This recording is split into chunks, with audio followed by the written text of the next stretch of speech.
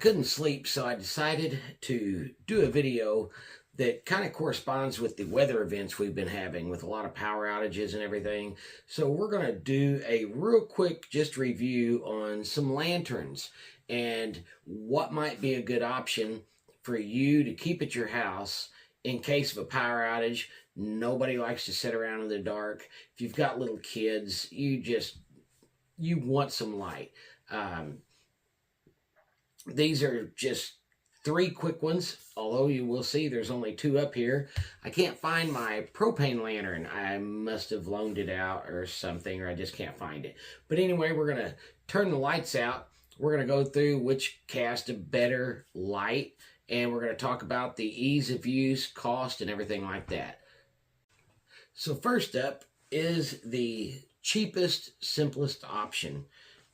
It's the lamp oil or kerosene lantern. And you can find these everywhere from Harbor Freight to Hobby Lobby. They're very inexpensive. They're cheap to operate. They're not super bright, but it's a warm glow, and there's no reason everybody couldn't have one of these. Just be careful when you are getting one, because a lot of them are more ornamental. And when you go to put your fuel in there, either kerosene or lamp oil, they'll leak everywhere. So we'll go over the pros. The price. They are inexpensive. They work really well. They're safe. They have a long burn time. The cons are, as we've already talked about, the light output, and they can be a little messy. You're going to want to get a little funnel and everything to put that in there. Now, you can turn these up. They're easily adjusted.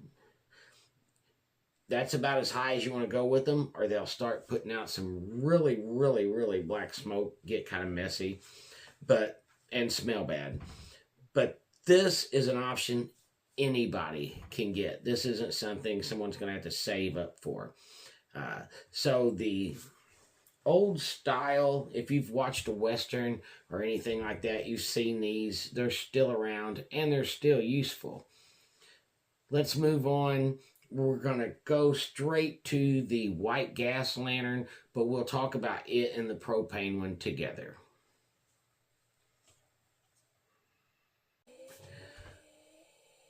All right, this is a white gas lantern.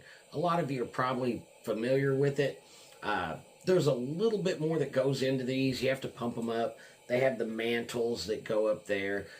The operating procedure of them is a little bit more in-depth. There's nothing hard about it, though. And you can turn these up to light up an entire room. It has no problem lighting up a very big area. They're very bright. The propane lanterns work the same way as far as the brightness and the mantles. The white gas, it is a little messy. You've got to get a funnel because you've got to pour your fuel in the bottom here, just like the kerosene lantern. The good thing about the propane is there's no mess except for the empty tanks. The propane ones usually have some kind of a starter button, so you don't have to light a match and hold it up in there. These, a lot of times, will make a pop right off the bat. Startles you every time. It doesn't matter if you lit them 1,000 times or not. But, so the pros on the propane models is they're bright, just like this. They're easier to operate, and there's no mess. The cons, these tanks are expensive for the amount of runtime you get, and the waste to trash the tanks, whatever you want to call it. And a little bit of maintenance goes in with the wicks, but that's about it for the propane ones. So there's a lot of cons to the,